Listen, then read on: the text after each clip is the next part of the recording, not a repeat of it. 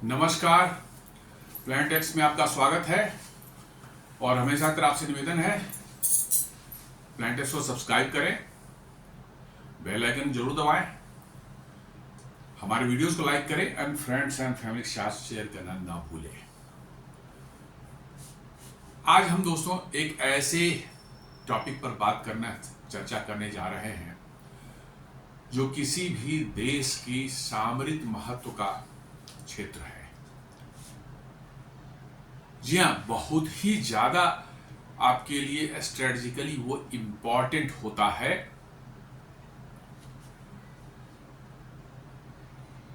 और खासकर जो है जब विपरीत परिस्थितियां देश के लिए पैदा हो जाएं, जैसे कोई वार वाली सिनेरियो हो जाती है, चाहे आप पर कभी कोई पॉलिटिकल रीजन से एम्बार्गो लगा दिया जाता है, वैसे समय में ये आपको बहुत ज़्यादा हेल्प करता है अपने रिस्क को कम करने के और देश को बचाने में। जी हाँ, मैं स्ट्रेटजिक पेट्रोलियम रिजर्व की बात कर रहा हूँ। भारत के पास भी स्ट्रेटजिक पेट्रोलियम रिजर्व्स कुछ हैं, लेकिन उतने सफिशिएंट नहीं हैं जो कि आपको लंबे समय तक देश को यदि पेट्रोलियम की आपूर्ति बाधित हो जाए तो आपको बचा सके, ऐसा आपके पास अभी नहीं है व्यवस्था। जी हाँ, आप 8-10 दिन 15 दिन तक जो है जरूर आप मैनेज कर सकते हैं अभी, लेकिन आपके जो हमारी जो रिक्वायरमेंट है किसी भी देश की होती है, जैसे चाइना के ले लीजिए या अमेरिका के ले लें, उनके पास 90 डेज का petroleum reserves, strategic petroleum reserves है। मतलब 90 दिनों तक यदि उनकी देश की जो है पेट्रोलियम सप्लाई जो है बंद हो जाए तो भी उनका काम धंधा चलता रह सकता है। और यही चीज भारत में भी बनाने की कोशिश की जा रही है कि स्ट्रेटेजिक पेट्रोलियम रिजर्व्स कितना धीरे धीरे बढ़ाया जाए ताकि हमारी आज जो क्षमता है वो और ज़्यादा बढ़े और हम 90 दिन का हमारा टारगेट जो है हम उसके नज़दीक तक पहुंच सकें। ऐसी व्यवस्थाएं की जा रही। इसी में एक न्यूज़ आई है कि भारत में पहला प्राइवेट स्ट्रेटेजिक पेट्रोलियम रिजर्व जो है उसको बनाने का कॉन्ट्रैक्ट जो है एक कंपनी को दे दिया गया है। अभी तक जितने स्ट्रेटेजिक पेट्रोलियम रिजर्व भारत में हैं अभी एट प्रेजेंट, वो सभी सरकारी क्षेत्र में हैं। वो एक कंपनी है Indian strategic petroleum reserve company limited जो है वो ही मैनेज करती है। लेकिन अब भारत सरकार ने डिसाइड किया है कि अब हम प्राइवेट जो क्षेत्र हैं वो भी इस एक क्षेत्र में स्ट्रेटेजिक पेट्रोलियम रिजर्व में काम करेंगे और वो भी स्ट्रेटेजिक पेट्रोलियम रिजर्व बनाएंगे और मेंटेन करेंगे और उससे जो है ट्रेडिंग करके वो प्रॉफिट भी बना सकेंगे। जी हाँ, ये भी है कि भाई जब तेल का दाम कभी किसी समय बहुत सस्ते हो जाते हैं किसी कारणों से जो है, तो वो अपने स्ट्रेटेजिक पेट्रोलियम रिजर्व को फिल करके रख लेंगे और जब महंगे दाम होंगे तो उस समय बेच के कुछ प्रॉफिट कमा सकते हैं। ये भी व्यवस्था उसमें की गई है, क्योंकि जब प्राइवेट सेक्टर अपने पैसे लगाएगा तो निश्चित रूप से उसको पैसे कमाने की भी कुछ व्यवस्था करनी पड़ेगी। और ये जो है दिया जा रहा है, एक प्राइवेट कंपनी को दिया गया है, अब पहला ये है और औरों को भी मिलेगा। ये 60 इयर्स के लिए, 60 इयर्स तक वो उसको ऑपरेट करेंगे, मेंटेन करेंगे और 60 इयर्स के बाद जो है वो सरकार को हैंड ओवर कर देंगे। इसी पर आज हम बात करते हैं।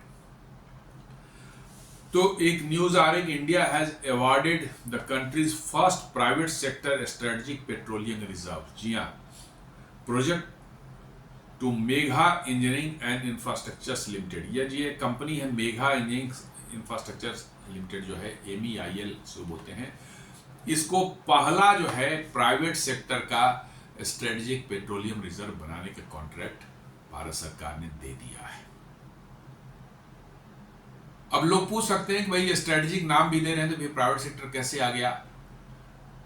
एक्चुअली इसमें प्रोविजंस हैं कि प्राइवेट सेक्टर बनाएगा, मेंटेन करेगा, चलाएगा, प्रॉफिट भी कमाएगा और जब वैसी स्थिति आएगी जब भारत सरकार की जरूरत हो तो इसके सारे जो स्टॉक्स हैं पेट्रोलियम के वो भारत सरकार इक्विशन कर लेती है। जो भी प्राइसिंग होगी वो देगी उसको, और भारत सरकार का पूरा रिजर्व हो जाएगा, और भारत सरकार उस विपरीत परिस्थितियां जब तक रहेंगी उसका इस्तेमाल करेगी। तो ये mega engineering infrastructure limited MEIL को एक कॉन्ट्रैक्ट अवार्ड हुआ है। This project marks a major policy shift. जी हाँ, ये बहुत बड़ा पॉलिसी शिफ्ट है। Introducing private capital and commercial practices into a domain traditionally run by the government through ISPRL, Indian Strategic Petroleum Reserves Limited।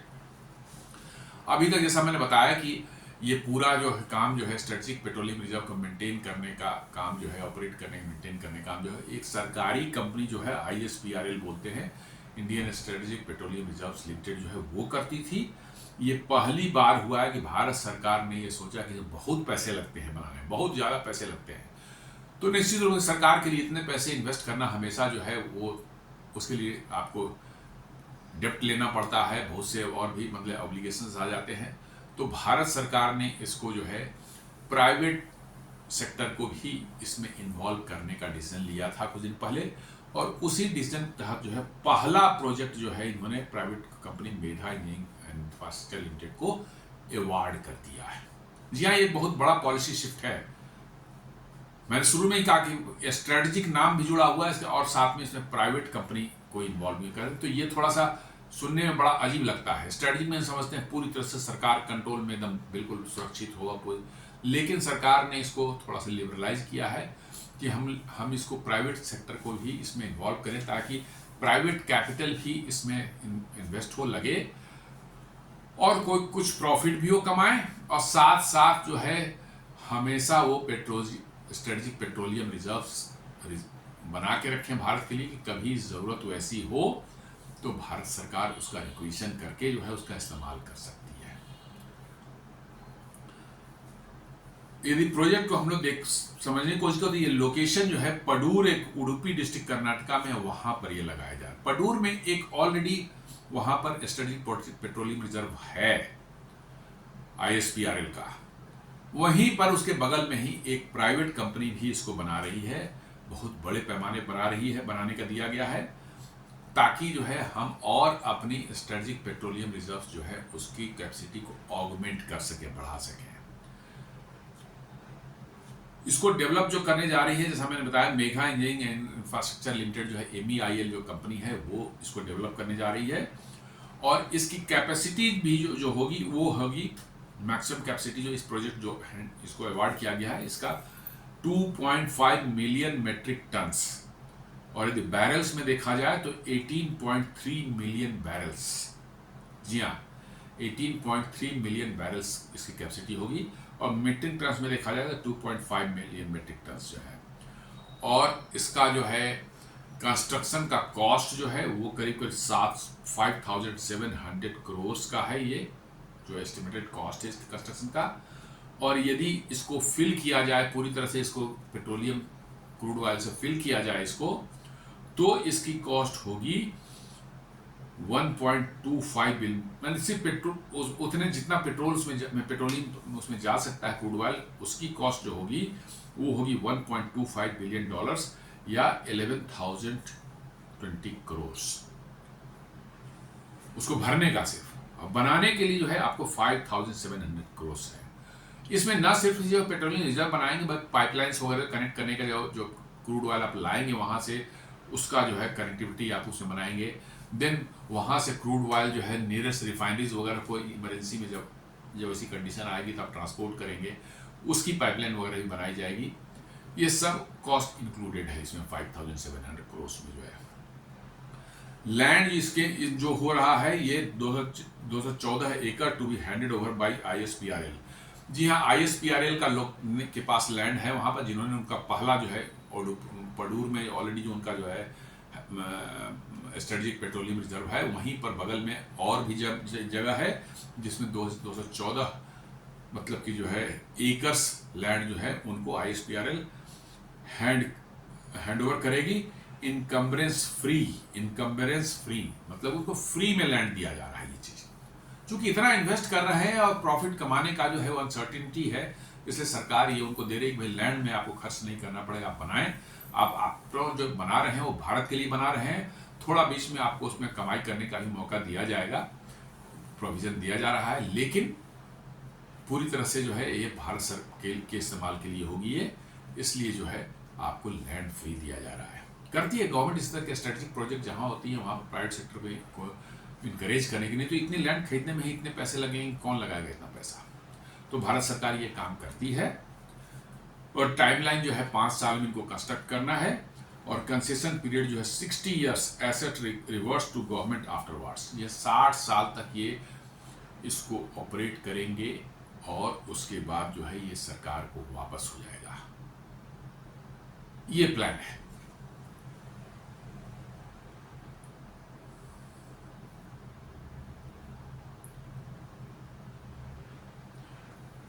ISPR का programme जो है, ISPRL strategic petroleum reserve का जो प्रोग्राम का बैकग्राउंड आप देखेंगे तो अभी जो है फेज 1 में ISPRL ऑलरेडी रन कर रही है। 3 लोकेशन पर जो है इनका जो है strategic petroleum reserve at present काम कर रहा है, मैंने इट इज देयर, और उसमें स्ट्रेटेजिक पेट्रोलियम क्रूड ऑयल्स वगैरह भर के इन्होंने रखा हुआ है। ये लोकेशंस कहाँ हैं? विशाखापट्टनम, मैंगलुरु एंड पडूर। जी हाँ, विशाखापट्टनम में है, मैंगलुरु है और पडूर में है। इसी पडूर वाले लोकेशन पर जो है एक्स्ट्रा लैंड जो है वो था, वो दिया जा रहा है मेघानी इंफ्रास्ट्रक्चर्स इंजीनियरिंग इंफ्रास्ट्रक्चर्स लिमिटेड को जो है MEIL जो है उसको दिया जा रहा है ताकि वो एडिशनल कैपेसिटी क्रिएट करेंगे। जो इनका जो है टोटल कैपेसिटी जो अभी जो है जो 3 लोकेशन पर है, ये इनका जो टोटल कैपेसिटी है 5.33 मिलियन मेट्रिक टन्स की कैपेसिटी है। बैरल्स में यदि देखें 39 मिलियन बैरल्स मतलब की जो है टोटल कैपेसिटी है इनकी। और यदि देखा जाए कि भारत के रिक्वायरमेंट के हिसाब से कितने दिनों तक ये सस्टेन कर सकता है, तो ये है 9 to 9.5 डेज ऑफ 2019-20 में जितना कंजम्पशन का जो हमारा रेट था, 2019 और 2020 में जो हमारा कंजम्पशन का रेट था, उस रेट से यदि हम कंज्यूम करते हैं उस रिजर्व को, तो ये 9 से 9.5 दिन का रिजर्व जो है भारत के लिए है एट प्रेजेंट, क्रूड ऑयल के फॉर्म में। आप ये ना समझे कि इतना ही रिजर्व है, ठीक है। हमारे जो रिफाइनरीज हैं उनके पास भी बहुत बड़ी टैंकेज मतलब की जो है कैपेसिटी है, और उसमें भी जो है रिफाइंड प्रोडक्ट्स जो है उनके यहाँ भी क्रूड ऑयल रिजर्व में रहते हैं और साथ साथ रिफाइंड प्रोडक्ट भी रिजर्व में रहते हैं। तो उन सबों को जोड़ लीजिएगा तो आपका जो है नंबर ऑफ डेज काफ़ी बढ़ जाएगा, लेकिन एट प्रेजेंट मैं बात कर रहा हूँ सिर्फ क्रूड ऑयल रिजर्व्स की। तो ये जो ISPRL के 3 लोकेशंस जो हैं वो सिर्फ 9 से 9.5 दिन का रिजर्व्स उनके पास में है। 19-20 में जितना कंजम्पशन हुआ उस रेट से भी कंज्यूम हो तो, और कैपेसिटी जैसा मैंने बताया 5.33 मिलियन टन, बैरल्स में देखा जाए 39 मिलियन बैरल्स। जी हाँ, करीब करीब हम लोग 4 बैरल 4.5 बैरल के आसपास में per day, million barrel per day मंगाते हैं क्रूड एवरेज। उसके हिसाब से देखें तो 9-9.5 दिन का आपका रिजर्व है। फेज 2 में जो किया जा रहा है उसमें 2 प्रपोज्ड साइट है। एक पडूर में जो मेघानी इंजीनियरिंग इंफ्रास्ट्रक्चर्स लिमिटेड को अवार्ड किया गया है कॉन्ट्रैक्ट, वो है 2.5 मिलियन मेट्रिक टन्स का, और एक चंडीखोल उड़ीसा में जो है एक और है जो कि प्राइवेट को दिया जाएगा, ये है 4 मिलियन मेट्रिक टन्स, यानी कि ये दोनों मिलकर के हो जाएंगे 6.5 मिलियन मेट्रिक टन्स का यदि दोनों एग्जीक्यूट हो जाए तो। चंडीखोल वाले को अभी अवार्ड नहीं किया गया है किसी को, पडूर वाला दे दिया गया है मेघानी इंफ्रास्ट्रक्चर इंजीनियरिंग लिमिटेड को जो है। Approach private participation with commercial use rights while the government retains emergency rights. ये मॉडल जो बनाया गया है कि प्राइवेट कंपनी को जो है स्ट्रेटेजिक पेट्रोलियम रिजर्व्स बनाने की परमिशन दी जा रही है और उसको जो है कमर्शियल यूज भी करेंगे। मैंने बताया कि जब वो सस्ते होगा तेल वो मंगा लेंगे, काफी तेल भर लेंगे, और जब तेल महंगे होंगे तो इंडियन रिफाइनर्स को जो है वो महंगे दामों पर जो करंट प्राइस है उस पर बेच कर कुछ पैसे कमा सकते हैं, और फिर प्राइसेस जब डाउन होगा तो वो फिर अपने रिजर्व को भर लेंगे वो। तो इस तरह से वो उनको पैसे कमाने की भी थोड़ी व्यवस्था की गई है, ताकि उनका इंटरेस्ट इस प्रोजेक्ट में बना रहे और वो इस प्रोजेक्ट में पैसे लगाएं, ये तैयार करें इंफ्रास्ट्रक्चर, और पेट्रोलियम रिजर्व्स भारत सरकार के लिए रखें। और इमरजेंसी में है government retains emergency rights. Emergency यदि वैसे आ जाती है तो गवर्नमेंट के पास पूरा राइट है कि गवर्नमेंट रिक्वेशन कर लेगी पूरा का पूरा जो है जितने क्रूड ऑयल उसमें है, कि भाई आप बेच नहीं सकते, हम खरीदेंगे इसको, हम आपको पैसे देंगे, हम लेंगे आपसे, आप किसी दूसरे को नहीं दे सकते। तो ये मॉडल एडॉप्ट किया गया इस बार, और ये मॉडल इसलिए अडॉप्ट किया गया है कि इसमें बहुत ज़्यादा आपको आगे फ्यूचर में और भी बहुत से स्ट्रेटेजिक पेट्रोलियम रिजर्व्स बनाने हैं, और भारत सरकार सब चीज़ अपने हाथ में ले ले, अपना खर्चा ले। तो एक तो जानते हैं सरकार की वर्किंग जो है थोड़ी लेथार्जिक होती है, थोड़ी स्लो होती है, और मतलब कि इनएफिशिएंट भी होती है। और प्राइवेट सेक्टर यदि इसको करेगा तो बड़ी तेज़ी से करेगा, बहुत इकोनॉमिकल उसमें करेगा। तो इसको ध्यान में रखते हुए सरकार ने जो है प्राइवेट सेक्टर को भी इसमें इन्वॉल्व किया है। तो अभी जैसा एग्जिस्टिंग क्रूड ऑयल स्टोरेज जो आप देख रहे हैं विशाखापट्टनम में है 1.33 मिलियन मेट्रिक टन्स का है, मैंगलोर में जो एक है 1.5 मिलियन मेट्रिक टन्स का है, और पडूर में है 2.5 मिलियन मेट्रिक टन्स का है। ये तीनों जो है आपके ऑपरेट कर रहा है ISPRL। और फेज 2 में जो है उन्होंने जो प्राइवेट सेक्टर को जिसमें इन्वॉल्व किया है उसमें 2 डिसाइड किया गया है, एक 4 मिलियन मेट्रिक टन्स का चंडीखोल उड़ीसा में, और 2.5 मिलियन मेट्रिक टन्स का पडूर कर्नाटका में, जो कि पडूर वाला अलॉट किया गया है MEIL को। चंडीखोल वाला अभी उसके बिडिंग नहीं हुए हैं, बिडिंग होगी तो पता चलेगा कि उसमें कौन सी कंपनी आ रही है। तो ये दोनों मिलकर के आपको करीब करीब 6.5 मिलियन मेट्रिक टन्स का जो है आपको रिजर्व्स दे देंगे। तो पहला वाला जो था आप देख लें उसमें 2.5 प्लस 1.5 करीब करीब 4 हो गए, और 5.5 उसमें है, 6 आपका यहाँ पर 6.5 यहाँ पर हो रहा है। मतलब यही 10-11 दिन का रिजर्व्स आपको ये सेकेंड फेज में जो दोनों आ रहे हैं 10 दिन का रिजर्व ये आपको देंगे। तो आपका 9.5 से बढ़कर के करीब 19.5 या 20 तक पहुंच जाएगा, जस्ट डबल हो सकता है। और इसके बाद आगे हो सकता है सरकार और भी पेट्रोलियम रिजर्व क्रिएट करे, क्योंकि ये भारत के लिए की सुरक्षा के लिए इमरजेंसी कंडीशंस में जो है एनर्जी सिक्योरिटी के लिए बहुत ज़रूरी है। ऐसे भी देखा गया है कि कई बार जो है सडन एनर्जी प्राइसेस जो है crude oil prices shoot up कर जाती है। जैसे आपको यूक्रेन वार के बाद हुआ था जहां 138 $1 पर बैरल तक पहुंच गया था। वैसे केस में ये प्राइवेट कंपनी जो अपने रखेंगे स्ट्रेटेजिक पेट्रोलियम रिजर्व, ये थोड़ा मॉडरेट प्राइस पर जो है बेचेंगे उनको, ताकि इनको भी प्रॉफिट हो और जो खरीदने वाले हैं उनको भी थोड़ी रिलीफ मिले, ताकि वो डिस्काउंटेड प्राइस पर उनको मिल रहा है प्राइस। तो ये एक अच्छा कदम है जिसमें कि आप प्राइवेट कंपनी को इन्वॉल्व कर रहे हैं, और इससे देश की सुरक्षा को लेकर के एनर्जी के मामले में जो है एक बहुत बड़ा कर सकते हैं कदम है ये।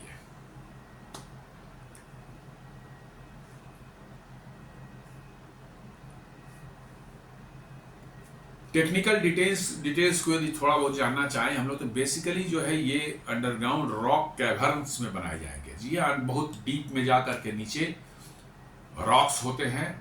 वैसा लोकेशन आइडेंटिफाई किया है जहाँ पर रॉक्स हैं ज़मीन के अंदर में, उस रॉक्स के अंदर में डिगिंग करके जो है टनल करके जो है बना करके जो है स्पेस क्रिएट किया जाता है, उसको रॉक कैवर्न्स बोलते हैं। और उसमें जो है उसको हम स्टोर करते हैं, क्योंकि ऐसे भी जो पेट्रोलियम रिजर्व क्रूड ऑयल जमीन के अंदर जब निकाला जाता है तो वो कहाँ रहते हैं, रॉक्स के बीच में ही तो रहते हैं। तो उनके लिए एक नेचुरल एक वैसा ही जैसा पेट्रोलियम जो है क्रूड ऑयल जमीन के अंदर रहते हैं वैसा ही इन्वायरमेंट तैयार किया जा रहा है कि उसमें रह सके। इससे क्या होगा, सेफर है ये। जी हाँ, सेफ है, क्योंकि आपको आग लगने का ये सब करने का जो है बाहर में एक्सटर्नल रहता है, तो इस तरह की बातें हो जाती हैं कई कारणों से। बट जमीन के अंदर डीप पत्थरों के बीच में जो है आप काट करके जो स्पेस क्रिएट करते हैं वो सेफ है।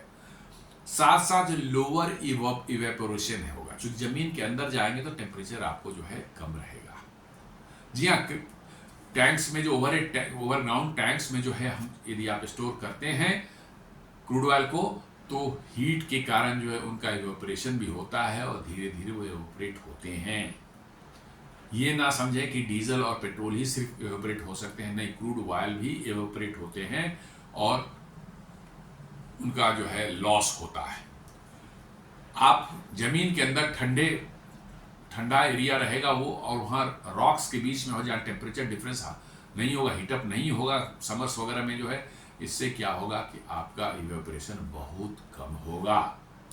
और इससे क्या होगा, लॉसेज जो आपके होंगे, जब लॉन्ग टर्म के लिए आप स्टोर करेंगे, आपने डाल दिया उसके अंदर पेट्रोलियम और जो है साल 2 साल तक पड़ा रहा, तो लॉसेज में बहुत कम होंगे। ये एक फ़ायदे हैं रॉक कैवर्न्स में जो हम बनाते हैं पेट्रोलियम रिजर्व। कुछ ग्राउंड के ऊपर ही बनाए जाते हैं, लेकिन रॉक कैवर्न्स वाले जो है एक्सपेंसिव तो ज़रूर है, लेकिन वो लॉन्ग टर्म में आपको फ़ायदेमंद है, क्योंकि लॉसेज आपको नहीं होंगे, प्लस सेफर होंगे और सिक्योर अगेंस्ट अटैक्स। जब कोई वार छिड़ जाए तो आपके दुश्मन के देश जो है वो आकर के जो है ओवरग्राउंड वाले तो एक बार मारेंगे, पूरी आग लग जाएगी, वो खत्म हो जाएगा। लेकिन ये जमीन के अंदर है, उनको डिस्ट्रॉय करना ऑलमोस्ट इम्पॉसिबल है, क्योंकि काफ़ी डीप में रहेंगे वो। तो ऊपर आप कुछ बम गिरा दें, मिसाइल गिरा, इससे अंदर कोई फर्क नहीं पड़ने वाला है। इंफ्रास्ट्रक्चर यहाँ बनाया जा रहा है, dedicated pipelines and the single point mooring, जहाँ पर शिप्स आएंगे किनारे में, समुद्र में जो है वहाँ से जो है अपना ऑफलोड करेंगे, तो जमीन तक तो पाइपलाइन है, उसके बाद समुद्र के अंदर पाइपलाइन बनाई जाती है, क्योंकि शिप तो एकदम किनारे यहाँ नहीं आ सकते, वो 1-2 किलोमीटर अंदर उधर ही रहेंगे, तो आप बनाते हैं पाइपलाइन को ले जाते हैं वहाँ तक, और वहाँ पे एक फ्लोटिंग एक पॉइंट रहता है जिसको SPM सिंगल पॉइंट मोरिंग बोलते हैं। वो शिप जो है उसी सिंगल पॉइंट बोरिंग्स पे कनेक्ट हो जाता है और अपने जो डिस्चार्ज करता है अपने पेट्रोलियम प्रोडक्ट को, जो है ये क्या कहते हैं क्रूड ऑयल को, वो अंडर सी जो है आपका पाइपलाइन से जमीन शोर तक आता है, और वहाँ से फिर पाइपलाइन जो है अभी बिछी हुई उसके थ्रू जो ले जाएगा आपको कहाँ तक, जहाँ पेट्रोलियम रिजर्व है जिसको भरना है आपको, वहाँ पर पेट्रोलियम आपका क्रूड ऑयल जाएगा अंदर। और फिर साथ साथ अदर पाइपलाइंस भी रहेंगी। ये single point mooring offshore facility for tanker loading unloading के लिए है। ये आप इसको टैंकर को कोई लोड करने के लिए भी इस्तेमाल कर सकते हैं। यदि वो हम बेचना चाह रहे हैं और चाह रहे हैं विशाखापट्टनम के रिफाइनरी या पडूर से विशाखापट्टनम के रिफाइनरी जाए, पडूर बेसिकली जस्ट मैंगलोर के थोड़ा सा ऊपर है, एकदम बिल्कुल अरेबियन सी के कोस्ट पर ही है, मैंगलोर से जस्ट थोड़ा सा ऊपर। तो मान लीजिए विशाखापट्टनम रिफाइनरी या हल्दिया रिफाइनरी को चाहिए या उधर पारादीप रिफाइनरी को चाहिए, तो हम वहाँ पर एक टैंकर लगा देंगे और उसी pipeline through the reverse direction में जो है पंप करके उस टैंकर को फिलअप कर देंगे उस मेरे अपने रिजर्व से, और वो जाकर उस रिफाइनरी को जो है सप्लाई कर सकता है। तो ये व्यवस्था की जा रही है। अब मुझे लगता है कि इसमें वैसे डिटेल नहीं है, लेकिन मुझे लगता है कि बगल में मैंगलोर रिफाइनरी है, तो वहाँ तक डायरेक्ट पाइपलाइन शायद वहाँ से होगी कि जब चाहे वो पाइपलाइन से जो है वो तेल को वहाँ पहुँचा सकते हैं। सेफ्टी स्टैंडर्ड्स जो है compliance with oil industry safety directorate OISD NFPA and international norms. जी हाँ, जो भी इंटरनेशनल नॉर्म्स हैं और अपने यहाँ देश में भी जो है जो ऑयल इंडस्ट्री सेफ्टी जो डायरेक्टरेट है वो उसने जो नॉर्म्स बनाए हैं उसी नॉर्म्स के तहत जो है ये स्ट्रेटेजिक पेट्रोलियम रिजर्व्स बनाए जा रहे हैं। सेफ्टी स्टैंडर्ड को देखा जाए तो ये तो हो गया। एनवायरमेंटल कंप्लायंस यदि हमने देखा जाए तो requires EIA coastal regulation zone clearance risk assessment and public consultation. जी हाँ, आपको चूंकि कोस्ट के किनारे आप बना रहे हैं तो कोस्टल रेगुलेटरी जोन जो है आपका जो है रेगुलेशन है, कोस्टल रेगुलेशन जोन जो आपका एक लॉ बना हुआ उसको कंप्लाई करना पड़ेगा, और EIA का एक इन्वायरमेंटल कंसर्न्स के लिए EIA का सेफ्टी नॉर्म्स बना हुआ है, वो भी आपको मतलब कि जो फॉलो करना पड़ेगा, और क्लियरेंसेस जो है सब लेने पड़ेंगे, और risk assessment and public consultation भी करनी पड़ेगी। पब्लिक को भी उस एरिया पब्लिक को एजुकेट करना पड़ेगा कि क्या बन रहा है, क्यों बन रहा है, क्या इससे उनको खतरा है या नहीं है, ये उनको एजुकेट करके उनको कॉन्फिडेंस में लेना होता है। तो ये सब चीज़ें करनी पड़ेंगी।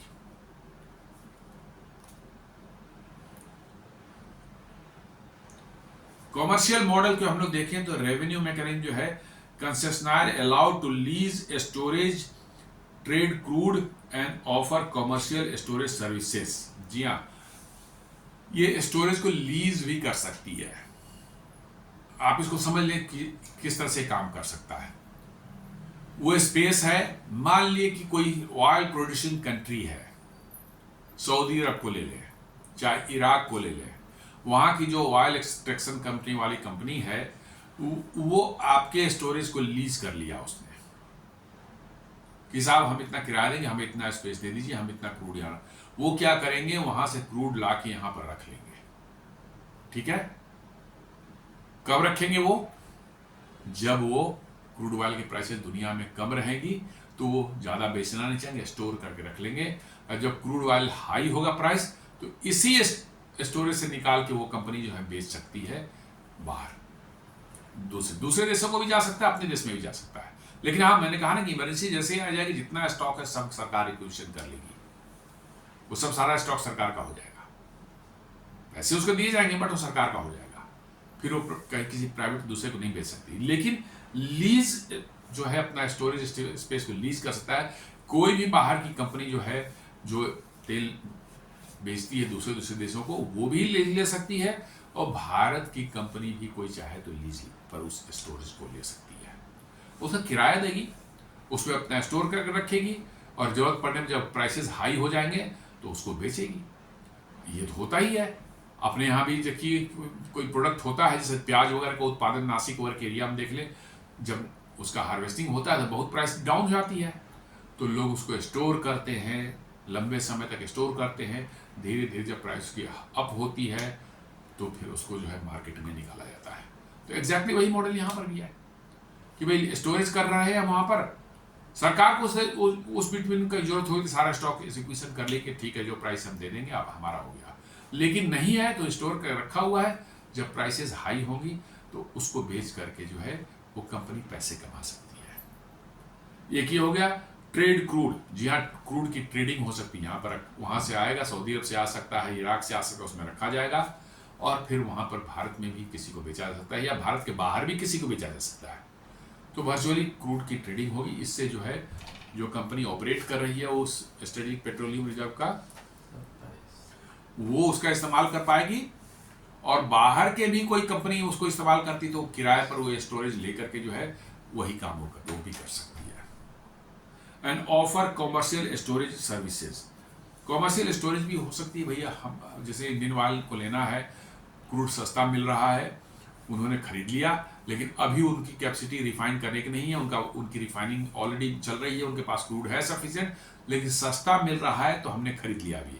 तो खरीद लेकर करेंगे क्या, उसको रखना तो है, तो हमने पहले ही जगह वहाँ खाली थी, हमने उनसे लीज पर ले लिया, जगह खाली कर लिया, बोला कि भैया इतना 2 मिलियन टन जो है हमारा क्रूड जो है अभी रख लो, कितना, 2 महीने के लिए रख लो, 2 महीने का किराया हम तुम्हें दे देंगे। तो दैट वे ऑल्सो जो है ये हो कॉमर्शियल स्टोरेज का में इस्तेमाल हो सकता है। Full commercial uses permitting during normal conditions. जी हाँ, नॉर्मल कंडीशन, जब वार वगैरह कंडीशन नहीं, कोई इमरजेंसी नहीं है, तो पूरी तरह से इसको कमर्शियल यूज के लिए जो है अलाउ किया जा रहा है प्राइवेट कंपनी को जो है। लेकिन हाँ, जैसे ही वार होगी तो उस समय जो नहीं है, पूरा का पूरा रिजर्व जो भी उसमें पड़ा हो, किसी का भी माल पड़ा हुआ हो, इवन बाहर की कंपनी का भी माल पड़ा हो, उसको पैसे देके भारत सरकार कहेगी नहीं ले जाने देंगे, हमारा हो गया, पैसे लो दबा करो यहाँ से। Government safeguards first right of use during national emergencies. जी हाँ, कभी नेशनल इमरजेंसी आती है तो गवर्नमेंट का पहला अधिकार है फर्स्ट राइट ऑफ यूज, इसका जो भी उसमें माल पड़ा हुआ है उस समय, किसी का भी हो, MEIL ने ला के क्रूड वहां पर रखा है, कि इंडियन ऑयल ने रखा है, कि अरेमको सऊदी अरबिया ने अपना माल वहां रखा है, कोई फर्क नहीं पड़ता, जितना भी है वो सारा का सारा गवर्नमेंट का हो जाएगा। गवर्नमेंट उसको पैसे दे देगी जिसका है, और गवर्नमेंट उसका इस्तेमाल करेगी। Transfer of facility to government after 60 years. जी 60 साल के बाद जो है वो सरकार उसको जो है ट्रांसफर, कंपनी जो है वो फैसिलिटी सरकार को ट्रांसफर कर देगी, और फिर उस सरकार का की प्रॉपर्टी हो जाएगी वो। फंडिंग जो है, वायबिलिटी गैप फंडिंग जो है permitted up to 60% of project cost, evaluation based on grant ऑब्लिक प्रीमियम साउट बाय बिडर्स। जी हाँ, इसमें यदि कोई वायबिलिटी गैप फंडिंग का भी प्रोविजन है, यदि मान लो कंस्ट्रक्ट कर रहे हैं और उनकी कैलकुलेशन जो बता रही है कि हमें प्रॉफिट नहीं होगा उतना, तो 60% जो है कॉस्ट जो है सरकार जो है उनको दे सकती है as a viability gap funding के थ्रू जो है, based on grant of premium out by bidders. जी हाँ, बिडर्स जो है अपने बिडिंग में ऐसा कर जैसा देते हैं कंडीशंस कि हमें इतना VGF फंडिंग सरकार करेगी तो हम इसको जो है करने को तैयार हैं। तो उस बेसिस पर जो है कंपनियां जो है इसमें जो पार्टिसिपेट कर रही हैं उनको जैसा उनका जो है बिडिंग टर्म्स एंड कंडीशन है उसके आधार पर उनको मिलेगा, जो मिनिमम कॉस्ट मांगेगी सरकार से उन्हीं को मिलेगा। तो ये पहला जो है ये पडूर वाला जो है ये mega engineering infrastructures limited MEIL को ऑलरेडी मिल चुका है, अवार्ड हो चुका है। This is a turning point in our strategic petroleum reserves के जो है हमारा कारोबार था उसमें जो है बहुत बड़ा टर्निंग पॉइंट है कि पहली बार किसी प्राइवेट कंपनी को हमने ये दिया है काम करने को। स्ट्रेटेजिक इंपॉर्टेंस हम देखें तो एडिशनल कैपेसिटी जो है adds 2.5 million metric ton to India's reserve. ये पडूर में 2.5 मिलियन टन का जो है मिलियन मेट्रिक टन का जो है ये ऐड हो रहा है अपने हमारे उसमें जो है डेज ऑफ सप्लाई इंपैक्ट करीब ये 3.6 days based on current consumption 5.05 million barrel per day के हिसाब से आप देखेंगे तो आपका ये 3.6 डेज का जो है रिजर्व्स एडिशनल आपको दे रहा है। हमारा अभी जो है 19-20 के हिसाब से जो है 5 मिलियन बैरल पर डे के हिसाब से हम कंज्यूम करते हैं, उस हिसाब देखेंगे तो ये हमारा जो है 3.6 डेज का एडिशनल रिजर्व्स हमको प्रोवाइड करेगा पडूर, और 4.5 days based on older ISPRL baseline that is 4.1 million barrel per day. जी हाँ, पुराने जो है पहले वाले जो है हमारे जो नॉर्म्स थे कि हमारा 4.1 million barrel per day consume होता है, उसके हिसाब से जो है ISPRL का रिजर्व्स इसी हिसाब से बने हुए हैं कि हमारा consumption 4.1 million barrel per day के हिसाब से है, तो इसलिए जो है उससे कैलकुलेट उनका होता है। यदि इस 4.5 से कैलकुलेट करेंगे तो ये हमारा पडूर वाला फैसिलिटी 2.5 मिलियन मेट्रिक टन का जो बना रहा है MEIL, ये हमें 4.5 डेज का रिजर्व्स देगा। चूंकि अब कंजम्पशन बढ़ चुका है तो अब नॉर्म्स भी जो चेंज होने चाहिए, तो बट अभी पुराने नॉर्म्स के हिसाब देखेंगे तो 4.5 डेज आएगा, बट एक्चुअल में जो देखेंगे 5.05 million barrel per day consumption के हिसाब देखेंगे तो ये 3.6 डेज का रिजर्व ऐड होगा। ग्लोबल कंपैरिजन देखा, India total including Padur 2 still modest compare to US के पास 727 मिलियन बैरल्स का स्टॉक करने का ये है कैपेसिटी है, and China hundreds of millions of barrel, China के भी हंड्रेड्स ऑफ मिलियन कहिए 100 मिलियन बैरल्स के हैं, जबकि हमारे तो कितना और है 39 मिलियन बैरल्स का हमारा पहले से है, इसको ऐड कर देंगे तो हमारा जो है 50-60 तक पहुंचेगा, तो अभी भी हम बहुत पीछे हैं। PPP model similar to some East Asian market practices where commercial storage complements strategic stockpiles. जी हाँ, ये कुछ ईस्ट एशियन कंट्रीज में प्रैक्टिस चल रहा है कि भैया बना के स्टॉक रखो, सस्ता जब हो तो खरीदो और जब महंगा हो तो उसी में से निकाल के बेचो। यही मॉडल यहाँ पर भी किया जा रहा है कि चलो भैया कमर्शियल भी यूज़ करते रहो, बट इमरजेंसी जब आ गई तो पूरा का पूरा स्टॉक हम भारत सरकार ले लेगी, ये इसका ये है। तो चूंकि आप कमर्शियली जब तक अट्रैक्टिव इसको नहीं बनाएंगे, कोई प्राइवेट कंपनी क्यों आएगी? Without profit why anybody will invest their? Risk and challenges देखें तो कंस्ट्रक्शन जियो पोलिटिकल जहाँ आपको एक्सकेवेट करना है स्टेबल कैवर्स जो है, ऐसा ना हो कि आज हमने कैवर्स बनाए अंदर में जो है टनल्स बनाए और कल को हो कि वो धंस जाए बैठ जाए, तो हमें पूरा जियोलॉजिकली पूरा सर्वे करना पड़ता है कि स्टेबल रॉक्स हों वहीं पर भी बन सकते हैं, ये सभी करने पड़ते हैं। और साथ साथ ग्राउंड वाटर इंट्रूजन जो है वो भी देखना पड़ता है कि ग्राउंड वाटर तो कहीं ऐसा तो नहीं उसमें आ जाएगा, ये सब सेफ्टी देखनी पड़ती है। और डिस्पोजल ऑफ एक्सकेवेटेड रॉक, चूंकि बहुत बड़ा फैसिलिटी बनेगा तो इतना ज़्यादा जो एक्सकेवेशन रॉक्स का अंदर होगा, ज़मीन के अंदर से होगा, कि आपको उसको डिस्पोजल करना भी एक हेडेक है। तो ये भी देखना पड़ेगा सेफली और बिना एनवायरनमेंट को डैमेज किए हुए कहाँ उन रॉक्स को कैसे हम रख सकें, डिस्पोज अप कर सके। Market price risk, adverse crude price movement impact commercial viability. जी हाँ, कमर्शियल वायबिलिटी जो हम लोग कह रहे हैं कि सस्ता होगा तो खरीद कर उसमें स्टोर कर लेगा, महंगा होगा तो बेच देगा, ये सब चीज़ें जो है फ्लक्चुएट करती रहती हैं, इसलिए कॉमर्शियल वायबिलिटी इसकी कैसी होगी ये तो मार्केट पर डिपेंड करता है। आप एज्यूम कुछ करते हैं लेकिन होती कुछ और है। Regulatory risk, changes in policy, government requisition in emergency affecting private returns.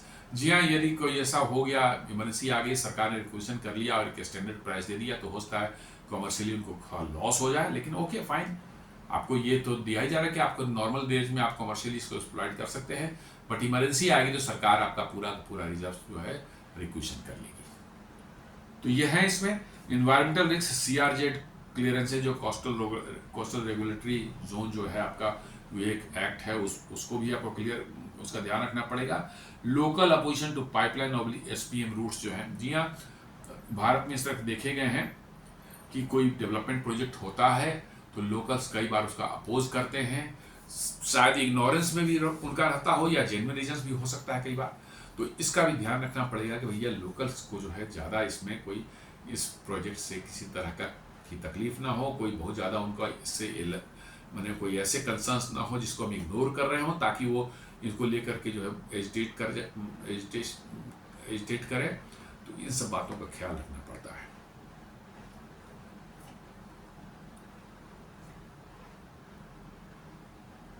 यदि हम कंक्लूजन ड्रॉ करें तो एनर्जी जो हमारा ये ऐड करेगा पडूर वाला 3.5 to 4.5 days of crude supply cushion। Private sector in the first time private capital जो है participates in strategic oil reserves in India. जी हाँ, पहली बार प्राइवेट कैपिटल जो इसमें लग रहा है।